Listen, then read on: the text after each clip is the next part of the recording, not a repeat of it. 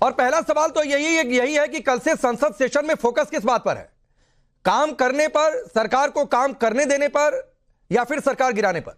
वर्तमान परिस्थिति क्या है? छात्र, उनका पूरा परिवार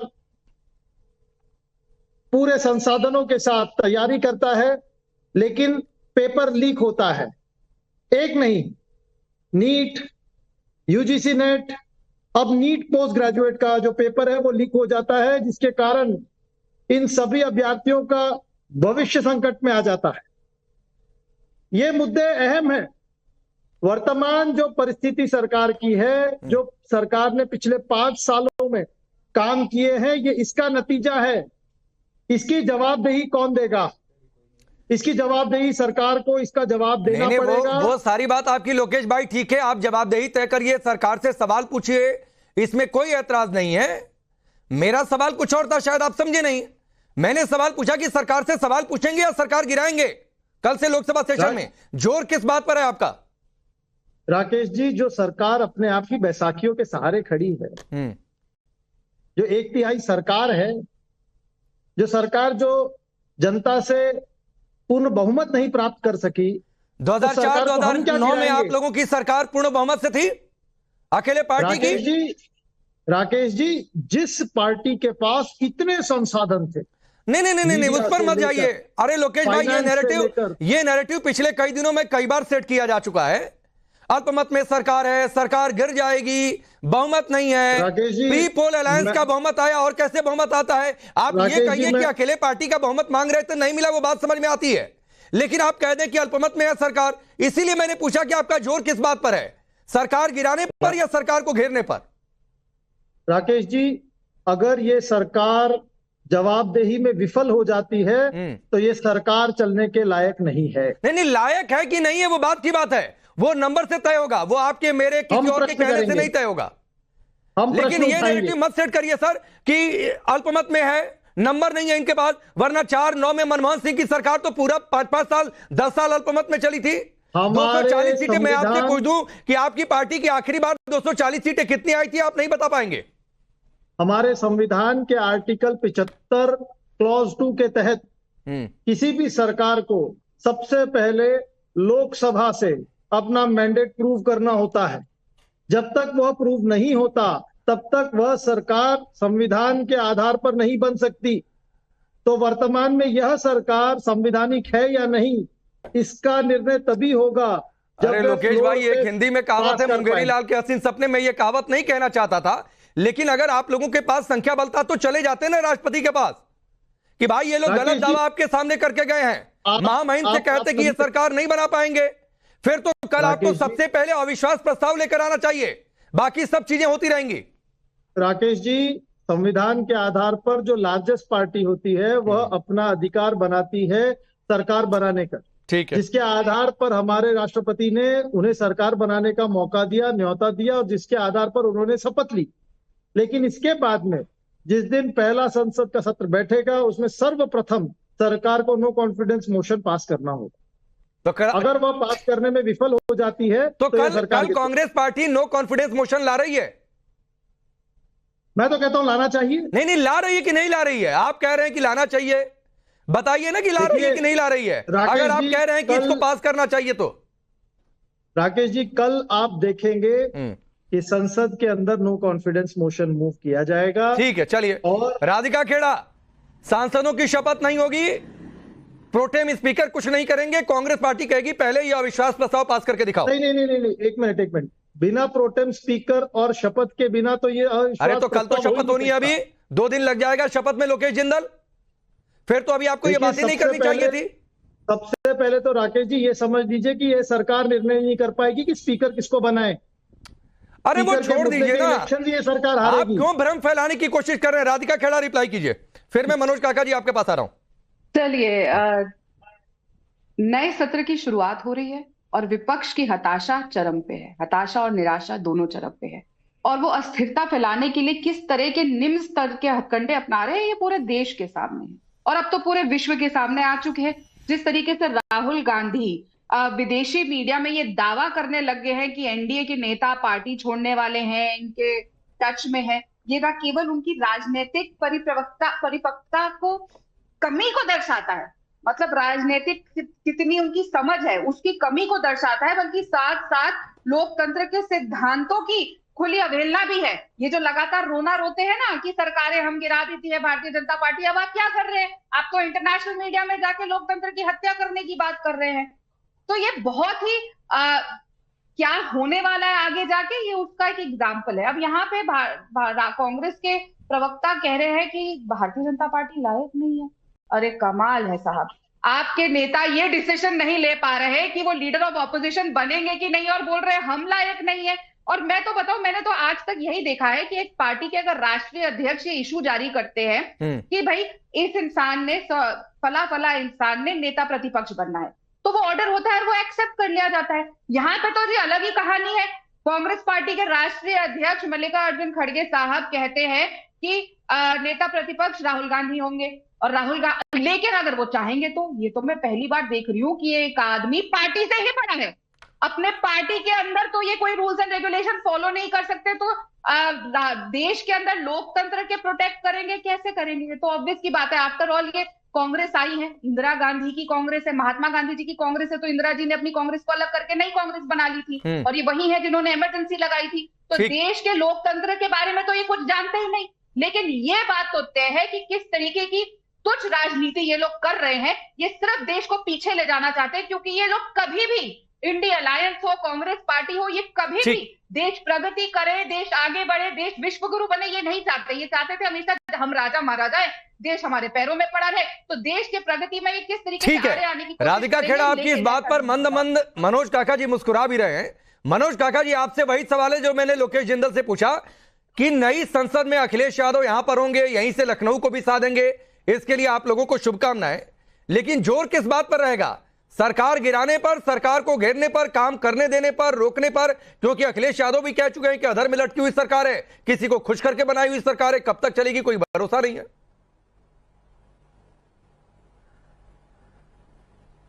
देखिए, आपके धन्यवाद के लिए हृदय से साधुवाद राकेश जी। आपने पूछा कि जोर किस बात पे होगा। जोर इसी बात पे होगा जो इस देश के 140 करोड़ लोगों के जीवन से जो जरूरी सवाल है, उसी को, चूंकि हमारा हमेशा से सिद्धांत रहा है कि हम सड़क से लेके सदन तक हमेशा मुखर रहे हैं हमारे राष्ट्रीय अध्यक्ष जी, वो यही सवाल होगा कि इस देश में जो प्रधानमंत्री जो परीक्षा पर संवाद करने चले जाते हैं, इस देश में उत्तर प्रदेश के पुलिस भर्ती, ARO भर्ती से, नीट से लेके UG नेट से लेकर के, और आज तो PG नेट का भी परीक्षा, जो लगातार जो देश अपने बुद्धिमत्ता और अपने वैचारिक विमर्श के लिए जाना जाता था, वो देश नरेंद्र मोदी के सरकार में पेपर लीक के लिए जाना जा रहा है। और पेपर लीक भी NTA करा रहा है। NTA के चेयरमैन को ना हटा के, इसके गोट को, सुबोध जी को हटा करके, चेयरमैन को नहीं हटा रहे हैं, और डायरेक्टर को हटा करके अपने को शुचिता भरे व्यवहार में लाने का जो प्रयास कर रहे हैं। तो यही सब सवाल होंगे। और सरकार चले, इस देश में आपने मोरारजी देसाई 1979 से लेकर के और 1999 में भी देखा होगा कि अटल जी की सरकार 2-2 बार गिर गई, तो नरेंद्र मोदी जी की भी सरकार गिर सकती है। लेकिन सवाल उससे ज्यादा जरूरी यह है कि जो प्रधानमंत्री परीक्षा पर संवाद करते थे, उस प्रधानमंत्री के कार्यकाल में लगातार परीक्षाओं का पेपर लीक हो जा रहा है। जो प्रधानमंत्री गौरक्षा का नेतृत्व करने का नारा बुलंद करते थे, उसी प्रधानमंत्री की पार्टी ने 200 करोड़ रुपया स्लाटर हाउस की कंपनियों से ले लिया। जो प्रधानमंत्री अयोध्या चिल्ला रहे थे, उसी प्रधानमंत्री के पोसे गए गुंडे अब अयोध्या वासियों को एक दलित ने जब चुन लिया है मर्यादा पुरुषोत्तम राम की धरती से, तो गाली दे रहे हैं। तो नरेंद्र मोदी जी के और भारतीय जनता पार्टी का कोई भी शब्द उनके कर्म तक और व्यवहार तक नहीं जाता। बहन की बात रही तो नवागत आई हुई बहन है, अब इनको वंदना करनी ही पड़ेगी। इनके पूर्व के वीडियो ही इनको सिखा देंगे कि ये क्या। नहीं मनोज काका जी, कम से कम अभी जो जिस पार्टी का रहता। चलिए राधिका खेड़ा, आप रिप्लाई कर दीजिए, वरना मनोज काका जी एक सवाल और था, रिप्लाई कर लीजिए पहले राधिका खेड़ा। नहीं, मैं रिप्लाई आप सुन तो लीजिए। अब उन्होंने इशारा कर दिया, आपने कह दिया कि नई आई हुई बहन है, चरण वंदना कर रही है, तो रिप्लाई एक ले लीजिए, फिर आपके पास आ जाऊंगा। इनसे फिर आपके पास आ जाऊंगा। बोलिए राधिका खेड़ा। रिप्लाई लूंगा पूरा। सुनिए, तो आप पूछिए कि मणिपुर जाएंगे कि नहीं। हम वो सारे सवाल मैंने टॉस कर दिए। राधिका खेड़ा रिप्लाई कीजिए। इनको समय दीजिए, फिर मनोज काका जी तुरंत आपके पास आ जाऊंगा। सुन लीजिए उनको। रोजगार पर संवाद करेंगे कि नहीं? तीसरी बार प्रधानमंत्री बने हैं, जो उन किसानों को 700 किसान जो शहीद हो गए उनसे कुछ बात करेंगे कि नहीं? इन सब विषयों पर भी बोलेंगे प्रधानमंत्री कि अपनी सदरियां ही बदलते रहेंगे? ये सवाल है बहन से। हो गया मनोज जी, हो गया। पहली बात तो जिस तरीके से इंडिया अलायंस के लोग व्यक्तिगत हमले करते हैं, ये इनकी बताता है कि इनकी परवरिश कैसी है। करिए आप लोग जितने व्यक्तिगत हमले करना चाहते हैं। मैं आपके बीच में नहीं बोली थी, सुनने की हिम्मत रखिए मनोज जी। मैं आपके बीच देखिए, आप इनको खुलवा लीजिए, आप अपने देश का नाम नहीं ले पा रही हैं और इनके जिस संवाद में बैठी हैं राष्ट्र की बात का नाम है। आप इंडिया कहिए, इंडिया कम से कम विपक्षियों को सही भाषा से संबोधित करना चाहिए। मनोज काका जी वो सुन रही थी, सुन लीजिए उनको। सुन लीजिए सर, आपको भी उनके गठबंधन को जो कहना वो कहिए। इंडिया बोलिए ना सर सुन लीजिए। मनोज काका जी गुजारिश है आपसे, सुन लीजिए। आपके गठबंधन को वो क्या नाम लेती है वो उनकी इच्छा, आप उनके गठबंधन को कुछ कहिए। सुन लीजिए उनको, रिप्लाई सुन लीजिए। मैं इंडिया अलायंस की सबसे इनका हिकारत बड़ा दृष्टिकोण देखिए। मनोज जी प्लीज, सर आपने अपनी बात कह ली। मनोज जी गुजारिश है आपसे, सुन लीजिए सर उनकी बात प्लीज। आप इंडिया गठबंधन बोलिए कम से कम। तो राधिका खेड़ा को मैं ये थोड़े नहीं तय करूंगा कि वो क्या कहेंगी क्या नहीं कहेंगी। मनोज काका जी, जैसे मैं आपको तय नहीं कर सकता हूं कि आप उनके गठबंधन को क्या कहेंगे, मैं राधिका खेड़ा को नहीं मजबूर करूंगा। तो कहेंगे ना। तो चलिए आप राधिका खेड़ा का रिप्लाई सुनिए। चलिए सर प्लीज। या तो इनको म्यूट कर दीजिए। नहीं मैं किसी को म्यूट करने के पक्ष में नहीं रहता हूं।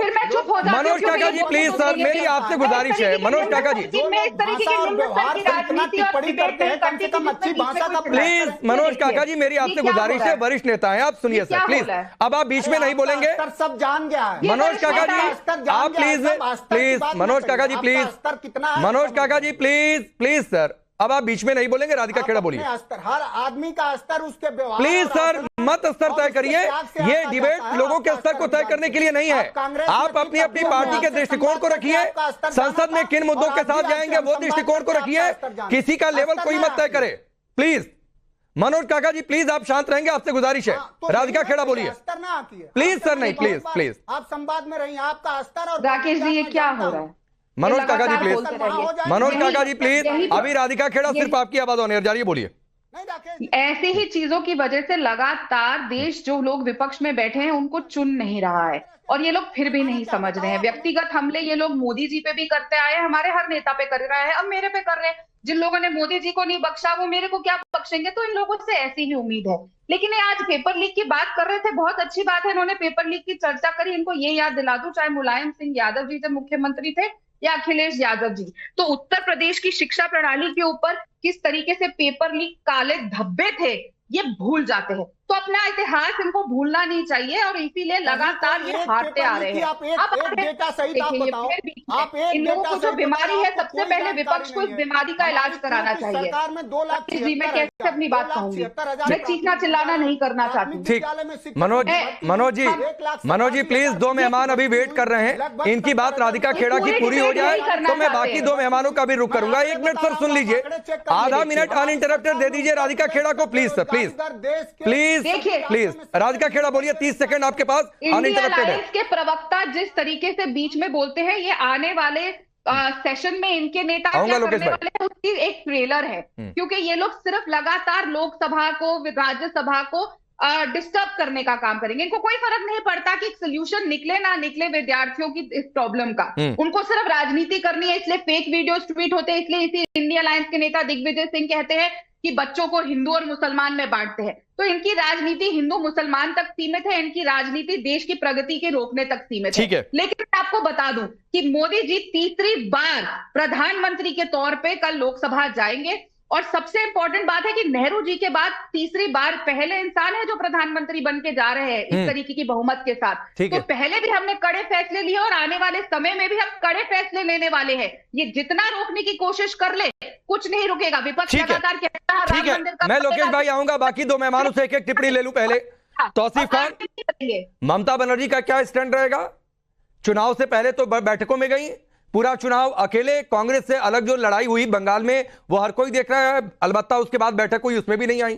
तो इंडिया अलायंस के साथ रहेंगे, इनके गठबंधन के साथ रहेंगे या फिर अलग अलग रहेंगे?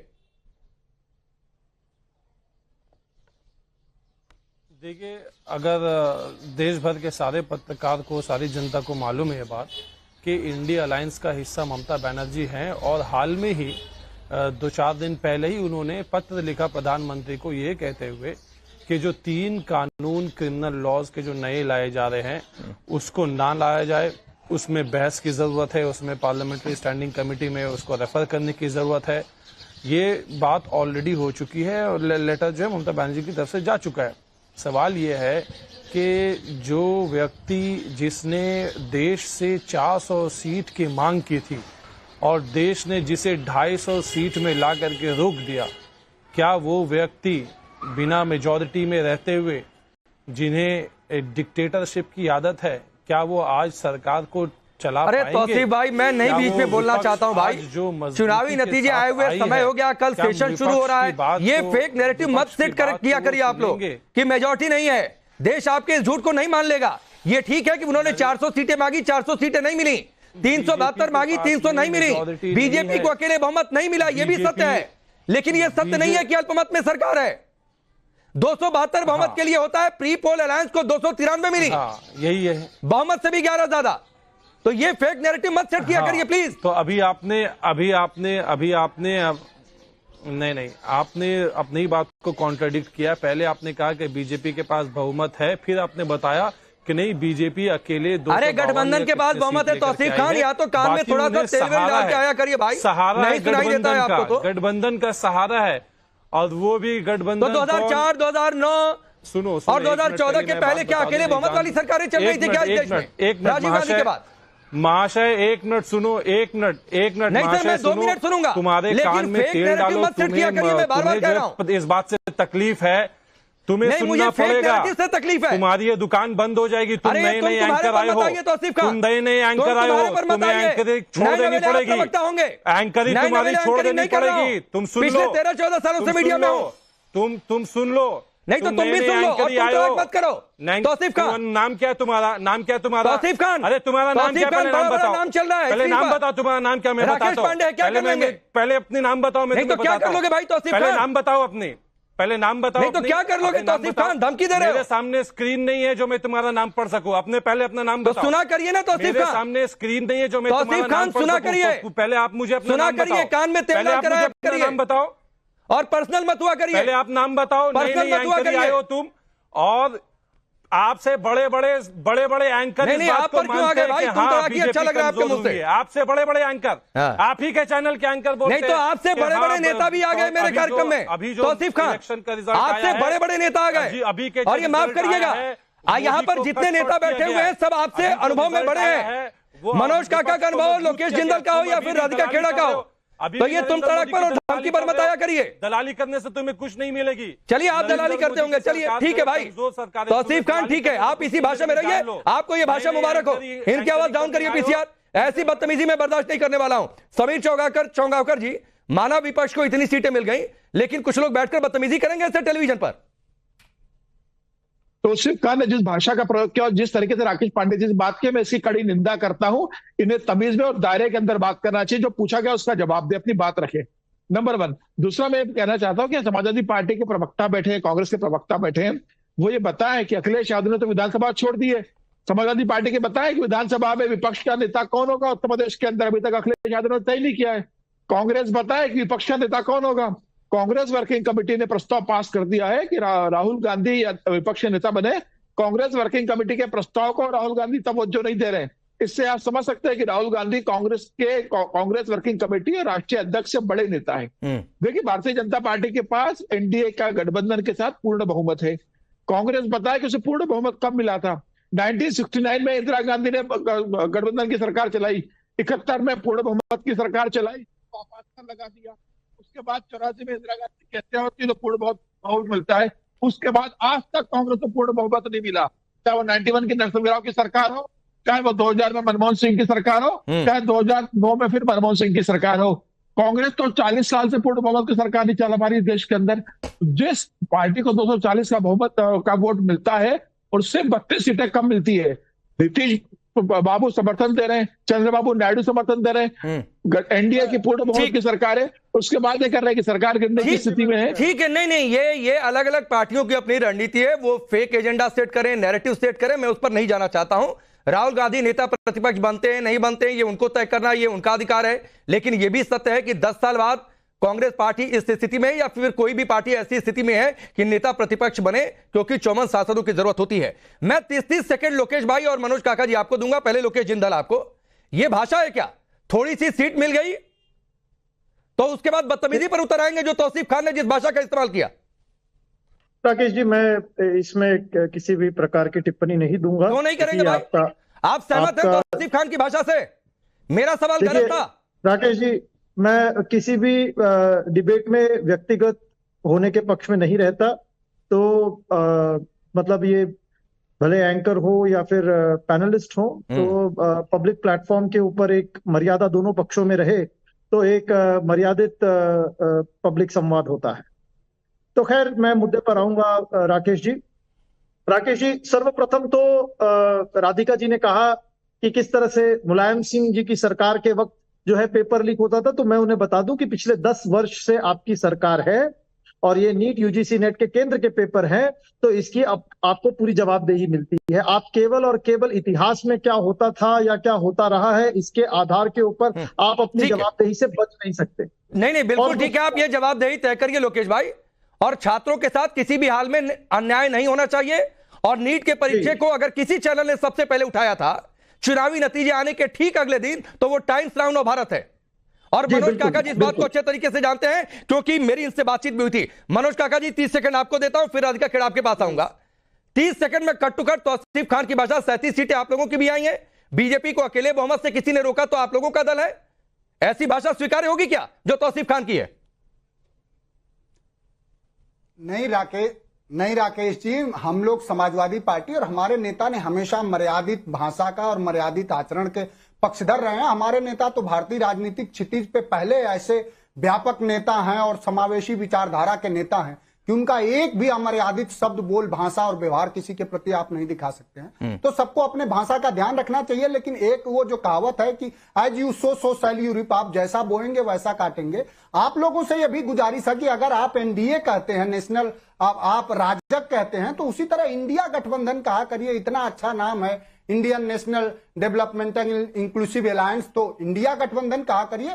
जो सवाल है, राधिका बहन ने जो सवाल किया बिल्कुल गलत किया। अज्ञानता और भारतीय जनता पार्टी के व्हाट्सएप यूनिवर्सिटी के तहत इनके ज्ञान वर्धन हेतु बता दें। For more of such videos do like, share and subscribe to ET Now Swadesh।